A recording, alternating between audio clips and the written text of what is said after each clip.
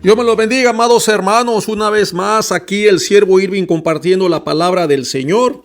Quiero mandar saludos a hermanos de California, de México, de Cuernavaca, Morelos, y hermanos de Washington, del estado de Washington. Que Dios me los bendiga y gracias por seguirme, y queremos seguir bendiciendo sus vidas a través de la palabra del Señor.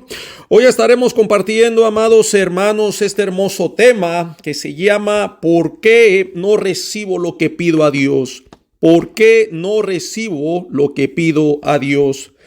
Quizá esta sea una de las muchas preguntas más frecuentes entre los cristianos, ya que en algunos pasajes de la Biblia nuestro Señor Jesucristo nos invita a ejercer una fe sólida y madura, por lo menos el tamaño de un grano de mostaza, para poder decirle a este monte: pásate de aquí a allá, y el monte se pasará y nada será imposible. Esto lo podemos encontrar en el Evangelio de Mateo, capítulo 17, versículo 20, Lucas 17, versículo 6. La mayoría de los cristianos, amados hermanos, ignoramos muchas cosas que están en la Biblia y tristemente solo tomamos lo que más nos gusta y lo que nos conviene. Pero en este breve mensaje estaremos compartiendo 3 posibles respuestas a la pregunta: ¿por qué no recibo lo que yo pido a Dios? Número 1. Sin duda, la falta de fe en los creyentes es el primer obstáculo que impide el mover de Dios en nuestras vidas. Lo repito, la falta de fe en los creyentes es el primer obstáculo que impide el mover de Dios en nuestras vidas, ya que la Biblia dice en el libro de Hebreos capítulo 11 versículo 6 que sin fe es imposible agradar a Dios. Véalo, sin fe es imposible agradar a Dios. Es decir, que si no tenemos la fe, ¿cómo Dios se va a agradar de nosotros? Sin fe Dios no se va a agradar. La realidad, amados hermanos, es que necesitamos tener una fe genuina, una fe firme y sólida que esté enfocada primeramente en Dios y no en las cosas. Es decir, que nuestra fe debe estar dirigida a Dios, amados hermanos. Nuestra fe debe estar dirigida a Dios. Yo he visto gente que dice tener fe en Dios, pero su vida lo niega. Sus hechos demuestran lo contrario. Solo hablan de Dios cuando quieren obtener algún beneficio, y tristemente en sus oraciones de petición Dios no es mencionado. Dios no es dicho ni para recibir exaltación ni para darle gloria, sino que solamente hablan del deseo de su corazón, de lo que ellos quieren. Por decir así, una casa, un carro, un buen trabajo, salud, dinero en el banco, etcétera. Y estas mismas personas alientan a otras a que también tienen la misma necesidad, por decirlo así, de una casa. Ellos solo dicen: oh, tenga fe de que usted lo va a recibir. Y yo escuchaba el consejo, ¿verdad?, de aquella persona que le decía a otra. Le decía muchas palabras bonitas y le daba mucho ánimo, y esto es a lo que yo llamaría el positivismo. Esta persona decía: mire, usted solo tenga fe en que usted va a recibir esa bendición. Tenga fe y en el momento menos preciso, en el momento en que usted menos lo espera, esa bendición va a llegar a su vida. Usted solo tenga fe. Recuerde que usted merece lo mejor. Recuerde que usted solo tenga fe y que eso va a llegar porque usted es el príncipe o es una princesa de Dios. Solo tenga fe. Y yo me decía entre mí, ¿verdad? Pero ¿fe en quién o en qué? ¿Fe en la casa que vendrá solita? ¿O fe en la persona del real estate que me hará todo el trámite posible para conseguir esa casa? ¿O fe en el banco que me dará el dinero para comprarla? Pero nunca fue mencionado Dios o Jesús. Nunca se dijo por completo: tenga fe en Dios que Él hará algo. Nunca se dijo: ¿sabe qué? Tenga fe en Dios primeramente. La fe debe ser dirigida a Dios, de que Él proveerá esa casa, Él abrirá esa puerta o Él va a cerrar esa puerta. Solo Él sabe, pero tenemos que tener la fe en Dios. No es fe en la casa, no es fe en el realtor, no es fe en las personas. Realmente, hermanos, necesitamos enfocar nuestra fe en Dios y no en las cosas o en las personas, ya que es Dios, amados, quien va a usar todas esas cosas como medios, incluso a las personas las usará para traernos bendición a nuestra vida. La fe, amados hermanos, es una actitud de confianza en Dios, en lo cual nosotros descansamos en Él. La Biblia dice en la carta a los Filipenses, capítulo 4, versículo 6, por nada estéis afanosos, por nada, vea, sino sean conocidas vuestras peticiones delante de Dios en toda oración y ruego. Me gusta como dice, no estemos afanados, sino que sean conocidas nuestras peticiones delante de Dios en toda oración y ruego. Vea que aquí quita todo decreto, toda orden que se le da a Dios, sino que dice en toda oración y ruego. A Dios tenemos que venir en ruegos, en súplicas. Tenemos a Él que clamarle. No venimos a Dios dándole órdenes. Y luego dice con acción de gracias. Vea que nuestras peticiones a Dios deben ser expuestas a Él, deben ser humildes en toda oración y ruego, no dándole órdenes a Dios de lo que nosotros queremos, sino más bien con ruegos y acciones de gracias. Y la acción de gracias es nuestra gratitud por lo que Dios va a hacer, sea que Dios lo haga, no lo haga, sea que Dios lo dé o no lo dé. Él sabe, amados hermanos, por qué Dios nos concede las cosas y también Él sabe por qué no las concede. Hay cosas que Dios no nos da, cosas materiales, porque lamentablemente no estamos preparados para recibirlas. Hay gente que recibe dinero y se vuelven más avaras, más egoístas, son más malvadas. Entonces es como dice el dicho del mundo, ¿verdad? Que Dios no le da alas a los alacranes. Discúlpeme, es feo decirlo, pero a veces cuando la persona obtiene algo y que no está preparada, se vuelven más malosos, más viles, más crueles. Y esto es una realidad, amados hermanos. Ya sea que Dios lo dé o que no lo dé, nosotros tenemos que ser agradecidos y Dios siempre será digno de toda gloria. Nuestro trabajo, amados hermanos, es tener fe en Dios, confiar en sus promesas y en lo que Él dijo, no en lo que no dijo, porque tristemente hay gente que inventa cosas. Dios no lo ha dicho, pero yo tengo fe y yo sé que lo va a recibir y pensamos que porque tenemos fe en Dios lo vamos a forzar para que Él nos dé lo que yo quiero. Entonces ese va a ser el siguiente punto. Ahorita voy a terminar pero ahora veamos que no todos los creyentes ejercen fe en Dios, y esto también se debe por su ignorancia en la Biblia y en no tener una buena relación con Dios. Cuando digo una buena relación con Dios, me refiero a nuestra comunión con Él a través de la oración, de la lectura de su palabra y, claro, la obediencia a lo que Él dijo. Pues claro que Jesús nos dejó instrucciones a seguir, y la lectura de la palabra, amados hermanos, es bien importante para nuestro crecimiento. Conocer la voluntad de Dios es bien importante, porque es aquí donde conocemos la voluntad de Dios, el deseo de Dios, el carácter moral de Dios, el plan de Dios para nuestras vidas, los justos juicios de Dios contra toda maldad y desobediencia.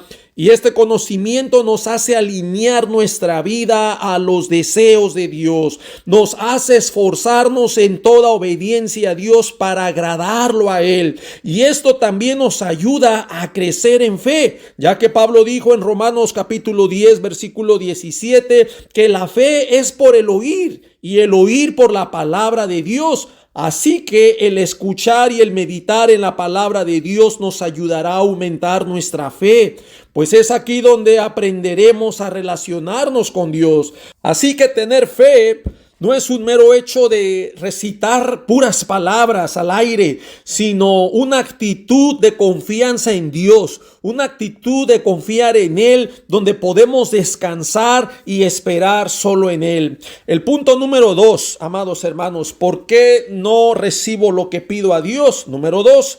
Encontramos la voluntad de Dios como el propósito específico de su deseo está por encima de nuestra fe. Lo repito, la voluntad de Dios como el propósito específico de su deseo está por encima de nuestra fe. Hace rato decía, no porque yo tenga fe en algo y me aferre, Dios me lo va a dar. Hay cosas que Dios no nos va a dar porque no estamos listos, no estamos preparados. Son cosas que nos van a hacer daño y Dios no concede cosas porque Dios nos ama y en su amor Él no desea que nosotros nos perdamos o que a través de eso nosotros cometamos pecado contra Él. Dios trata de librarnos, dice la Biblia, ¿verdad? Que Él no nos pone en tentación. Él desea que nosotros no pequemos contra Él. Entonces, el propósito de Dios en su voluntad siempre estará por encima de nuestra fe. Nuestra petición debe ser siempre acorde a su voluntad. Es decir, la voluntad de Dios siempre estará por encima de nuestro deseo, de nuestra fe, por encima de aquello que nosotros queremos. Ahora, si esto es contrario, lo que estoy pidiendo, lo que quiero es contrario a la voluntad de Dios, es obvio que Dios no lo va a conceder. Es obvio que Dios no lo va a dar. Tristemente, hoy en la actualidad hay líderes cristianos que enseñan que nuestras palabras tienen tanto poder que con tan solo decir y mencionar y dar la orden, movemos las potencias, las huestes espirituales y desencadenamos un milagro de traer del más allá aquello que tanto deseamos, es decir, el deseo de nuestro corazón expresado en esas palabras de poder del plano espiritual lo traemos al plano físico, traer de lo inexistente a lo existente. Y ¿saben qué, amados hermanos? Eso es metafísica. Hoy en día la ignorancia del deseo de nuestra carne, el deseo de lo que nosotros queremos, nos ha llevado a las iglesias a abrazar estas enseñanzas metafísicas y tristemente hoy en día se enseña la metafísica en supuestas iglesias y todo por la ignorancia de las escrituras. Se enseña que tus palabras pueden construir en el mundo espiritual el deseo que tú quieres y traerlo a este mundo físico con tan solo decretarlo, con tan solo que tú des la orden al universo y eso imposible de ser será posible de tener a tu alcance. Y usan ese texto bíblico en Marcos 9:23 donde Jesús les dice, al que cree todo le es posible, como decir, solo creo y lo recibo. Y parece que no han embonado toda la escritura. Una cosa importante, siempre tenemos que hacer teología con la Biblia. No es agarrar un texto de pretexto. No, hermanos, tenemos que embonar toda la enseñanza de la Biblia. Cuando tú tomas todos esos textos y buscas la enseñanza primordial, estamos haciendo teología porque hay otros pasajes que dice que nuestras peticiones deben ser conforme a la voluntad de Dios. Tenemos que entender que no se trata solo de que creo y porque creo lo voy a recibir. Y si no es la voluntad de Dios, obviamente que Dios no te lo van a dar. Todo dice al que cree, Marcos 9:23. Jesús dijo, al que cree todo le es posible. Sí, amados hermanos, sí, pero va a ser siempre conforme a la voluntad de Dios. Pero aquí tristemente nos olvidamos de una cosa, que nosotros no somos dioses. Nuestras palabras no tienen el poder de crear. Solo Dios tiene ese poder. Y claro que Él se lo puede dar a quien Él quiere. Pero solo Dios tiene ese privilegio, ya que su palabra hará su voluntad. La palabra de Dios cumplirá su propósito y no volverá a él vacía, sino que será prosperada en aquello para que la envía. Eso lo dice el profeta Isaías, capítulo 53, versículo 11. Solo Dios dijo, hágase la luz, y la luz fue hecha. Dice la Biblia que por su palabra fueron creados los cielos y la tierra. Vea en la segunda epístola del apóstol Pedro, capítulo 3, versículo 5, dice que en el tiempo antiguo fueron hechos por la palabra de Dios los cielos y también la tierra. Déjeme decirle que solo Dios tiene ese poder de crear de la nada y mover las potencias espirituales solo por medio de su palabra. Pero nosotros, amados hermanos, no tenemos ese poder. A nosotros simplemente nos toca clamar, nos toca rogar, pedir, suplicar, poniendo nuestra confianza en Él, que Él es dueño de todo y que Él hará su voluntad. La voluntad de Dios, amados hermanos, es impredecible. Hay casos en la Biblia donde Dios lo concede y hay otros casos donde Dios no concede. Hay casos donde Dios sana y otros donde no. La voluntad de Dios siempre precederá a nuestros deseos. La fe del hombre no cambiará ni alterará el curso del plan de Dios. Vea lo que estoy diciendo, que la fe de nosotros no va a cambiar ni va a alterar el plan que ya Dios tiene. Nuestra fe, por muy grande que sea, no cambiará lo que está escrito en la palabra, lo que está escrito en la Biblia. Nuestras oraciones siempre deberán estar alineadas a la voluntad de Dios. Imagínate, yo voy a tener fe y yo no quiero que venga el anticristo y voy a decretar, voy a declarar, Señor, el anticristo no va a venir. Entonces mi decreto, mi deseo va a cambiar el plan que ya Dios tiene trazado en la Biblia. Entonces la Biblia es cambiante, podemos cambiarla por medio de nuestra fe. No. Eso no nos enseña la Biblia. Nuestras oraciones siempre deberán estar alineadas a la voluntad de Dios. Nuestras oraciones no pueden ser contrarias a la voluntad y al plan que Dios trazó para la humanidad. Dios siempre obrará en justicia y Él siempre hará conforme a su voluntad y no conforme a nuestra fe, a menos que nuestra fe se ajuste, se alinee, se acomode a la voluntad de Dios. Vea, y a los propósitos de Dios. Déjame decirte, amado hermano, amigo que me escucha, que Dios no concede caprichos. Dios no concede berrinches. No, Dios no está permitiendo berrinches de nadie que pretenda tener fe con un deseo diferente a lo que es su voluntad. En el libro de Santiago, en el capítulo 4, versículo 3, dice: pedís y no recibís porque pedís mal para gastar en vuestros deleites. Esto tiene que ver con el deseo de la carne, nuestra carnalidad. Recordemos, amados hermanos, que nuestras peticiones deben alinearse a la voluntad de Dios. Primera de Juan, capítulo 5, versículo 14, dice: y esta es la confianza que tenemos en Él,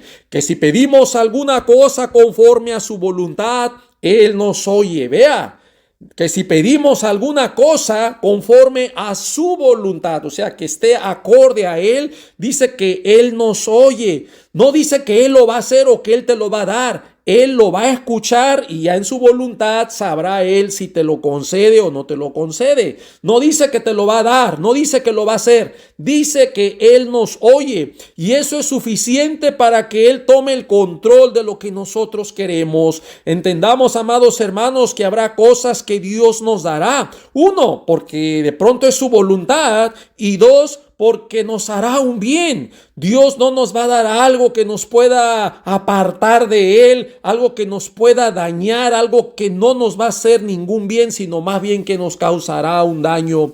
En la primera epístola del apóstol Juan, en el capítulo 3, versículo 22, dice: y cualquier cosa que pidiéremos, la recibiremos de Él, porque guardamos, es decir, cumplimos sus mandamientos y hacemos las cosas que son agradables delante de Él. Ve, amados hermanos, está hablando de un guardar, de un cumplir, de que cuidamos los mandamientos. Esto nos habla de una vida alineada a su voluntad. Dice: y hacemos las cosas que son agradables. Es decir, cuando tú estás viviendo en la voluntad de Dios, obviamente tu petición va a ir acorde a lo que Él quiere y Él lo va a dar. Esto nos está hablando de nuestra obediencia y de una vida sujeta a la voluntad de Dios. Es obvio, amados hermanos, que si estamos pidiendo algo que es de su agrado, sabiendo Dios que estamos en esa obediencia en sus mandamientos, estamos en el temor de Él, pues es obvio que Dios con toda seguridad concederá esa petición sin ningún problema.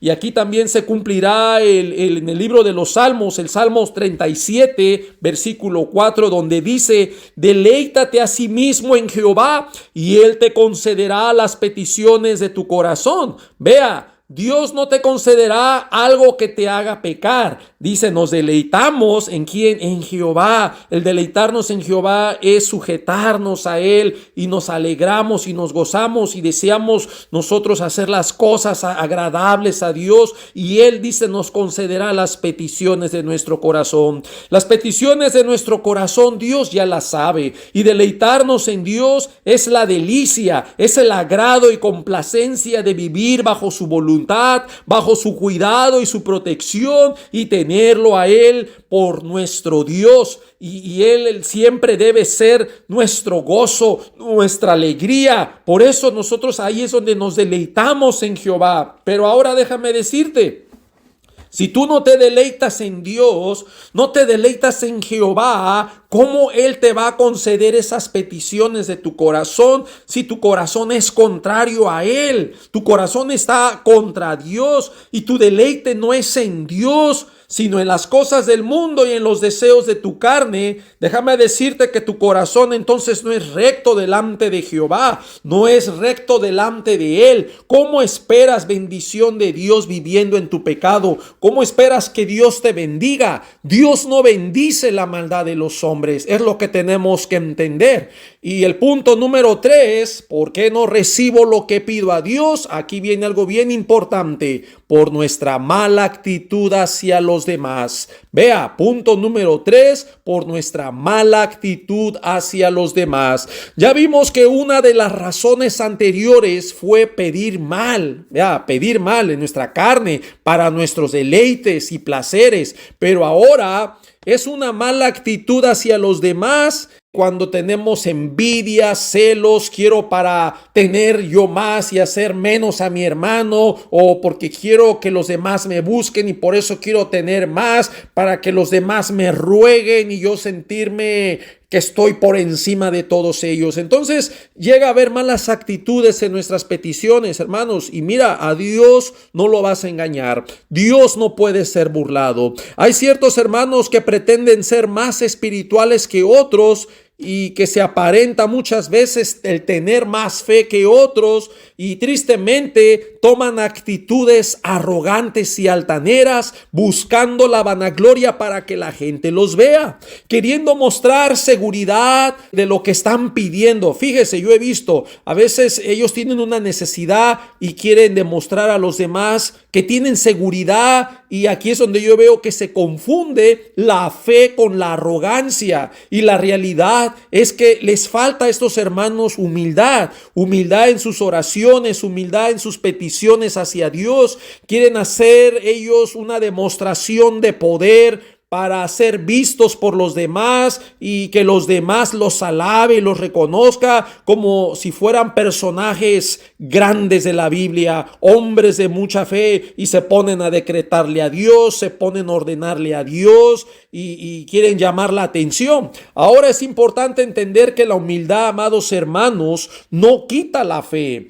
Ellos realmente no quieren mostrar una actitud humilde porque piensan que los demás podrían decir que están dudando de lo que piden. Así que la mayoría de cristianos inmaduros en la fe confunden esta humildad con la inseguridad de su petición, y tristemente muchos caen en esa trampa del orgullo. Queriendo mostrar fe, se muestran arrogantes y piden a Dios con toda altanería y soberbia para demostrar seguridad y fe, dándole órdenes a Dios con sus decretos mentirosos. Y yo decreto, y yo declaro, y empiezan a decir una desparramada de incoherencias que realmente Dios ni los oye. Y tanta es la arrogancia de ellos por mostrar mucha fe, le gritan a Dios, le ordenan a Dios por su milagro, le decretan a Dios el deseo mezquino de su corazón, y todavía lo forzan a Dios a que haga lo que ellos dicen.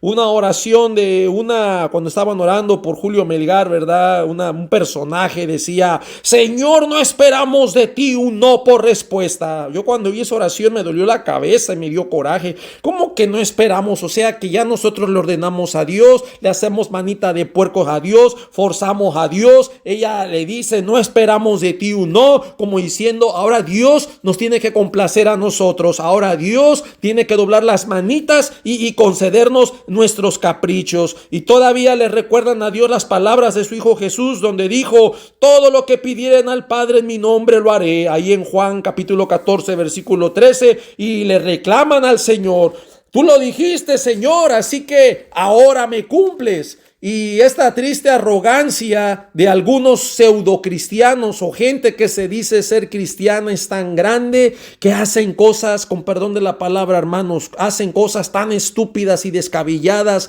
poniendo a prueba a Dios, cuando la palabra de Dios dice que no pondrás a prueba al Señor tu Dios. Hay personas que han salido ahí en YouTube, hay quienes se meten en una jaula donde hay leones, donde hay tigres, queriendo repetir la hazaña del profeta Daniel cuando estuvo en el foso de los leones. Pero ve, amado hermano, cuando usted lee el libro de Daniel, usted se da cuenta que Daniel no fue al foso por su gusto. Daniel no fue a meterse por su propio pie, ni fue para hacer demostraciones de fe para que los demás vieran que Dios lo iba a librar y que era un hombre muy espiritual, como ahora estas personas lo hacen, ¿verdad? Y quieren llamar la atención. Yo no sé si lo hacen por ganar likes o para ser vistos por los demás y causar admiración. Déjame decirte que Daniel fue puesto en trampa por su fidelidad a Dios, y eso le costó el ser echado al foso de los leones. Pero esta gente que hace esto, sí lo está haciendo por gusto, lo hace por su propio pie y lo hace para hacer demostraciones de fe, poniendo a prueba a Dios, lo cual esto es pecado, amados hermanos. La Biblia dice claramente, no pondrás a prueba al Señor tu Dios. Cuando la Biblia nos enseña que Satanás le dijo a Jesús que se aventara de lo alto del pináculo, dice Satanás, al fin que escrito está, que a sus ángeles mandará para que tu pie no tropiece y caigas. Pero Jesús le respondió a Satanás, también escrito está, no tentarás al Señor tu Dios. Es decir, no pondrás a prueba al Señor tu Dios. Eso lo pueden encontrar en el Evangelio de Mateo capítulo 4 versículo 7 y en el Evangelio de Lucas capítulo 4 versículo 12. También hay otros, usted los puede ver en YouTube, ¿verdad? Que se ponen arañas, escorpiones, tarántulas venenosas en su cuerpo para demostrarle fe a sus feligreses. Y según confirmar la palabra que se encuentra en el Evangelio de Marcos, capítulo 16, versículo 18, donde dice que tomarán en sus manos serpientes y si bebieren cosa mortífera no les hará daño. Sobre los enfermos pondrán sus manos y sanarán. El problema es que están tentando a Dios. Dios no los está mandando a hacer esas cosas. Y eso realmente sale de su orgullo, eso sale de su corazón arrogante y tristemente las consecuencias son trágicas y fatales. El hecho de que yo tenga fe en Dios, amado hermano, no nos da el derecho de ponerlo a prueba. El que tú tengas fe en Dios no te da derecho de poner a prueba al Señor tu Dios. Y por decir, me voy a aventar de un avión sin paracaídas, al fin que su palabra dice que Él me va a cuidar. No, hermanos, el que Dios nos cuide. También hay un proverbio, ¿verdad?, que dice que el sabio mira el peligro y se aparta, más el imprudente pasa y lo recibe, ¿verdad? Pasa, se muestra confiado. Es muy triste que hace falta sabiduría hoy en día a la iglesia del Señor. En Marcos capítulo 16, versículo 17 dice que estas señales seguirán a los que creen. Es decir, que las señales nos van a seguir a todos los que hemos creído en Jesús. Nosotros no tenemos que salir corriendo buscando las señales cuando realmente estas nos van a seguir y vendrán con nosotros. Pero tristemente hoy en día encontramos mucha ignorancia y que la gente quiere ver señales y buscan las señales y corren detrás de las señales y se olvidan de que Satanás también hace señales, que cuando nosotros permanecemos en obediencia a Dios, en confianza y vivimos de acuerdo a su voluntad, hermanos, creyendo en Él, esas señales nos van a seguir. Usted no tiene que correr correr detrás de ninguna señal. Usted no sabe si esa señal está siendo Satanás y usted está corriendo en pos de Satanás. A la iglesia le falta sabiduría. Necesitamos sabiduría del Señor. Hasta aquí podemos repetir estos 3 puntos que nos enseña la palabra, el por qué no recibo lo que pido a Dios. Número 1, estamos recapitulando. Número 1, la falta de fe como el primer obstáculo que impide el mover de Dios. Número 2, entender que la voluntad de Dios siempre estará encima de nuestra fe. Es decir, el tener mucha fe en Dios no significa que Dios va a hacer lo que yo quiero, sino que Dios hará siempre su voluntad aún por encima de mi fe. Dios como Rey soberano, Él va a hacer su voluntad y mi fe no va a cambiar sus planes. Mi fe no va a cambiar su propósito. Dios sabrá si Él concede o no lo concede. Nuestro Dios es un Dios sabio y Él sabe el por qué lo da y también el por qué no lo da, aunque tú y yo no entendamos la manera en que Dios está obrando. Y número 3, vea por qué no recibo lo que pido a Dios: por nuestra mala actitud. Dios no nos da lo que pedimos porque tristemente hay maldad en nuestras peticiones. Dios mira maldad en nuestro corazón. Si usted lee en el Evangelio de Marcos, en el capítulo 11, de los versículos del 12 al 26, encontrará la enseñanza donde Jesús maldice a la higuera porque él fue y no encontró fruto, por no encontrar fruto en ella. Pero si usted medita aquí, ¿cuál es la verdadera enseñanza? ¿Acaso Jesús nos está enseñando a maldecir? ¿Es deseo de Jesús que nosotros nos pongamos a maldecir? Cuando en todo el contexto de la Biblia encontramos una infinidad de textos que nos invitan a no maldecir, a no devolver maldición por maldición, sino a bendecir a los que nos maldicen, no siendo vencidos por el mal, sino que tenemos que vencer al mal haciendo el bien. Jesús, conociendo, amados hermanos, el propósito y la razón de la higuera, solamente Jesús podía maldecir a esta planta. Jesús no nos está enseñando a maldecir. Interpretemos, meditemos. Jesús no nos está enseñando a maldecir las higueras. Ay, voy a ir a buscar el fruto y no encuentro y la voy a maldecir. No, hermanos, Jesús sabía la razón y propósito, el por qué lo hacía. Acuérdate que Jesús es Dios, Jesús es omnisciente, solo Él lo sabe. Solo a Jesús le competía dar dicha sentencia. Solo Él podía proferir juicio de maldición y no nosotros, no el hombre. Solo a Dios le toca el bendecir o el maldecir. Vea que es Dios quien bendice, es Dios quien maldice, es Dios quien da vida, es Dios quien quita la vida, es Dios quien enriquece, es Dios quien empobrece. Dese cuenta, amados hermanos, pero no al hombre. En el libro de Deuteronomio, capítulo 28, versículo 45, usted puede ver que también hay maldiciones a la desobediencia y es Dios quien está maldiciendo todo pecado, toda desobediencia. Cuando Pedro le dijo a Jesús ahí en Marcos 11, Maestro, mira, la higuera que maldijiste se ha secado. La respuesta de Jesús fue: tened fe en Dios. No dijo, oh sí, maldigan ustedes. Dijo, tened fe en Dios. Es decir, confíen en Dios. Poner nuestra confianza en Dios. Jesús no le dijo, tú también maldice la higuera, sino le dijo que confiara en Dios, tanto que pudiera decir a ese monte, quítate y échate al mar, no dudando en su corazón, es decir, confiando en Dios, y será hecho. Y el monte representa todos esos problemas, todos esos obstáculos en la vida de los creyentes, lo cual podemos quitar de nuestro camino, no dudando en nuestros corazones, sino confiando en Jesús. Pero vean, el versículo 24 dice, todo lo que pedís orando, creed que lo recibiréis y os vendrá. Y todo lo que pedís orando, creed que lo recibiréis y os vendrá. Pero aquí viene algo interesante. En el versículo 25 nos dice, y cuando estéis orando, perdonad si tenéis algo contra alguno. Me llama mucho la atención. Acuérdense que los versículos fueron añadidos después para ayudarnos en nuestra búsqueda de esos pasajes, pero en la carta va junto y precisamente se relaciona, porque en el 24 dice, y todo lo que pedís orando. O sea, estamos pidiendo en oración.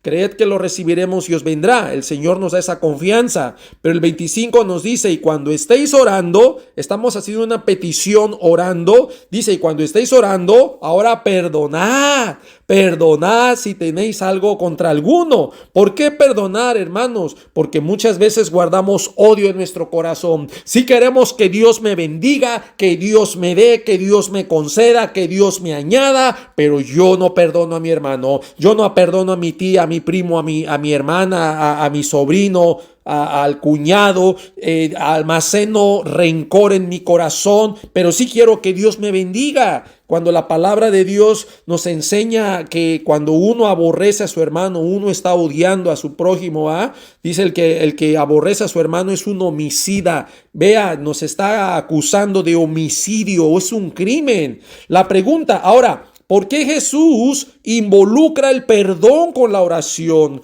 ¿Por qué relaciona el perdonar a los demás mientras estás orando en una petición donde esperas recibir algo de Dios? Esperas recibir una bendición donde estás creyendo y aplicando fe en algo que vendrá a tu vida.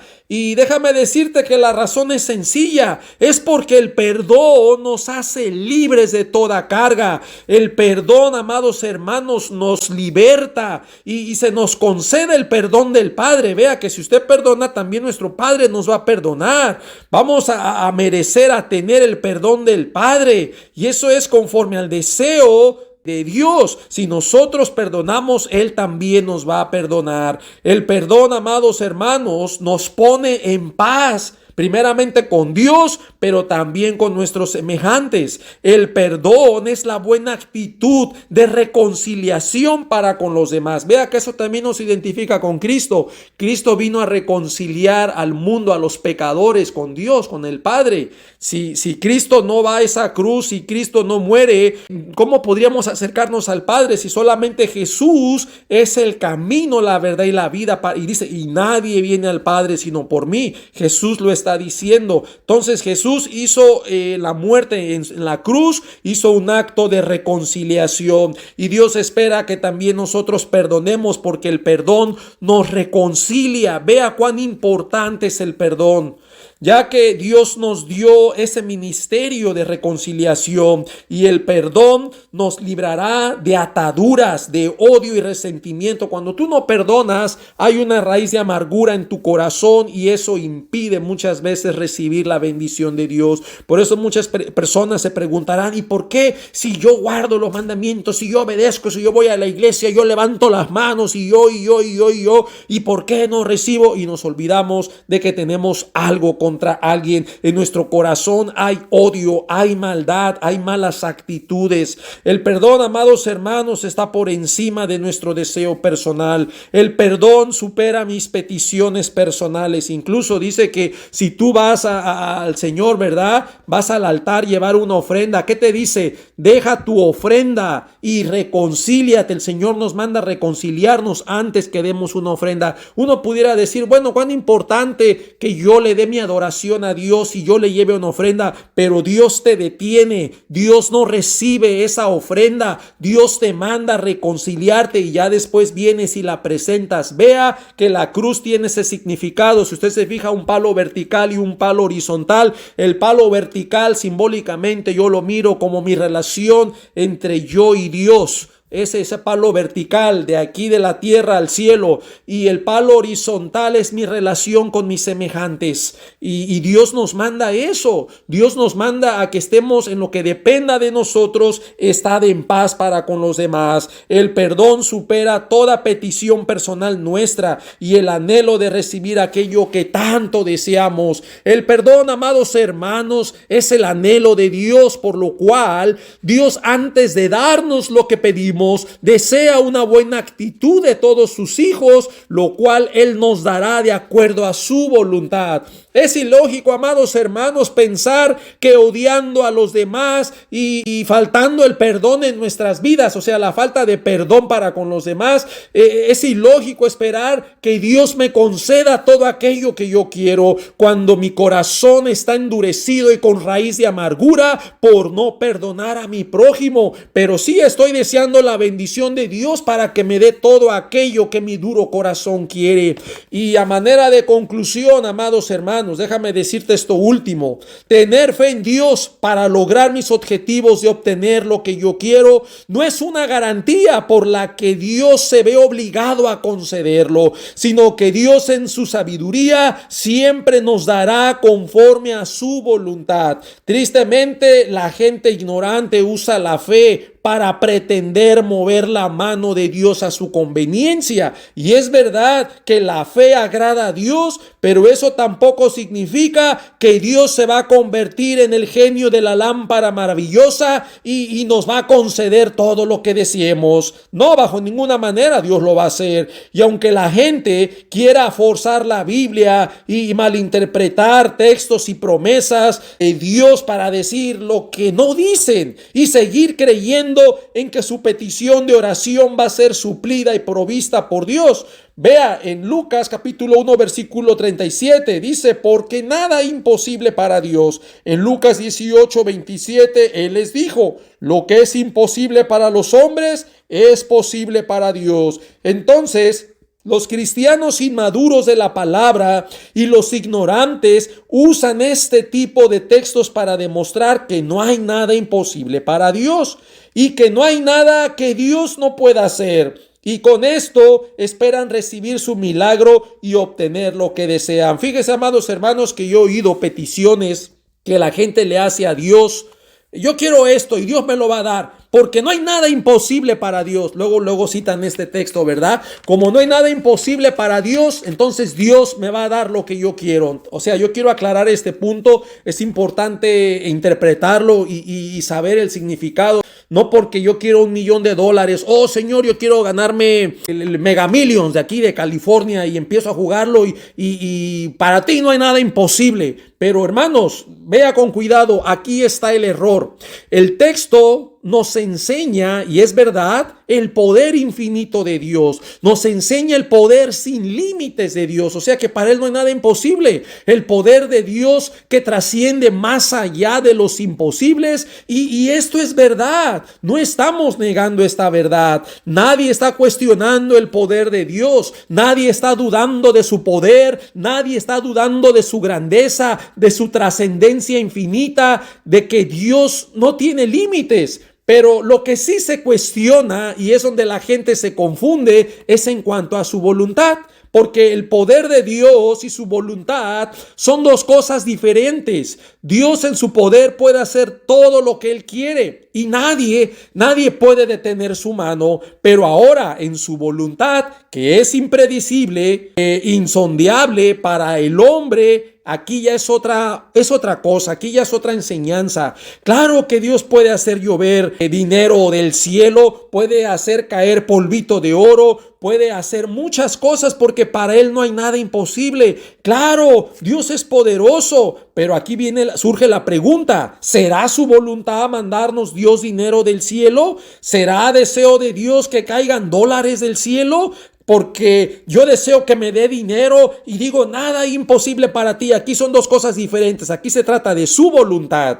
Entonces la gente muchas veces pide cosas y usa este pasaje como para respaldar, defender de que no hay nada imposible y de que Dios lo puede hacer. Sí lo puede hacer, pero no es su voluntad. Muchas veces Dios no obra así. ¿Cómo Dios te va a mandar dinero del cielo? Que lo puede hacer, pero no es su voluntad. Dios no obra de esa manera, sabiendo que somos seres malos y perversos, envidiosos, avaros y mezquinos. ¿Acaso Dios va a fomentar más nuestra avaricia? ¿Acaso, amados hermanos, Dios claro que va a hacer su voluntad? Dios es completamente sabio y Él no va a dar lo que en verdad nos va a hacer un daño. Entonces yo quise aclarar este punto, ¿verdad? Porque yo he oído de que yo quiero mi petición y me esforzo y digo, bueno, para ti no hay nada imposible. Es cierto, no estamos cuestionando el poder de Dios, estamos cuestionando su voluntad. Ahora es su voluntad de Dios dártelo, es su voluntad Dios darte ese dinero para hacerte más avaro, más mezquino. De por sí eres bien tacaño.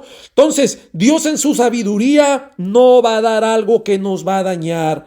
Hermanos, es interesante que entendamos que Dios siempre nos va a dar a nosotros lo que necesitamos y no lo que queremos. Vea que hay cosas que nosotros queremos y que no necesitamos, pero también hay cosas que necesitamos y que no las queremos. Pero en todo esto, aquí es donde entra la sabiduría de Dios para concederlo o no concederlo. Déjame decirte que en la avaricia del hombre está el poseerlo todo, tenerlo todo para la misma gloria del mismo hombre y grandeza, no importando la relación con el prójimo. Y déjame decirte que aquí es donde Dios quiere y nos manda a estar en paz unos con otros, reconciliándonos y perdonándonos. Y esta falta de perdón obstruye nuestras oraciones hacia Dios y también daña nuestra relación con Dios, ya que si nosotros no perdonamos a los que nos ofenden, tampoco nuestro Padre Celestial perdonará nuestras ofensas. Fe en Dios, amados hermanos, es confiar que Él hará algo en nosotros y que Él tiene el control de todo. Es Dios si lo da o no lo da y no deja de ser digno de toda gloria, y nosotros no debemos dejar de adorarlo. Me dé o no me dé, me bendiga o no me bendiga, esté sano o esté enfermo, yo voy a seguir adorando a Dios, y ese debe ser el deseo de todo nacido de nuevo, de todo creyente, todo aquel que profesa fe en Cristo y se dice cristiano. Tenemos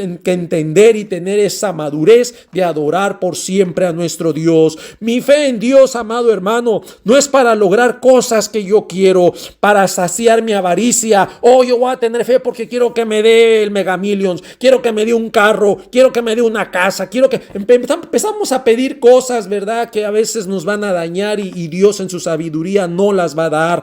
Mi fe siempre estará por debajo de la voluntad de Dios. El deseo de Dios siempre estará por encima de mi deseo, y mi fe, amado hermano, por último, deberá ser humilde, deberá ser sencilla y genuina y con una buena actitud tanto para con Dios como para con mis semejantes, perdonando a todos los que me ofenden, así de la misma manera en que yo también ofendo a Dios y Él siempre me perdona. Entonces mi oración será escuchada y tendrá un lugar en los oídos de Dios. Que el Señor te bendiga, bendiga tu casa, tu vida, tu familia, trabajo, salud. Sea Dios dirigiéndote a su verdad, sea Dios trayendo la paz a tu vida, y sobre todo, amados hermanos, que nos dé sabiduría en estos tiempos difíciles que estamos viviendo. Hasta la próxima y que el Señor te bendiga. Amén.